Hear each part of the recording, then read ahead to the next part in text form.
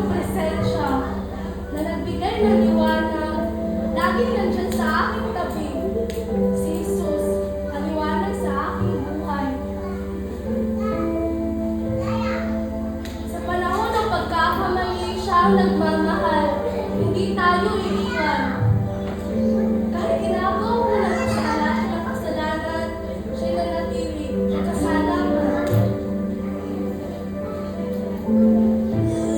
Sabi niya habang nakabukas ang dalawang kamay, handa akong yakapin sa kabila ng aking karumihan. Anak, ako'y matagal na naghihintay sa iyo. Huwag kang mag-alala pagkat mga kasalanan mo, aking nilimot na. Mga magagandang gawa mo na lang ang aking maaalala. Ang kanyang mga salita ay nagbigay ng pag-asa.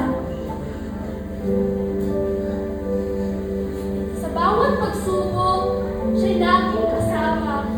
Nagbibigay ng lakas sa akin, kaya't hindi ako nag-iisa. Si Jesus ang aking sandigan, ang aking gabay.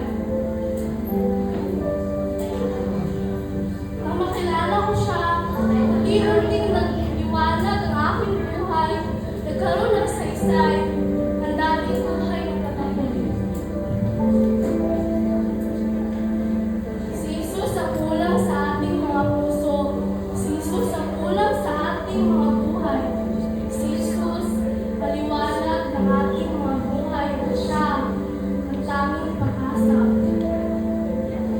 Kaya ngayong Pasko, ngayong Disyembre, kahit walang nasabi sa Biblia kung kailan, kung anong araw o taon,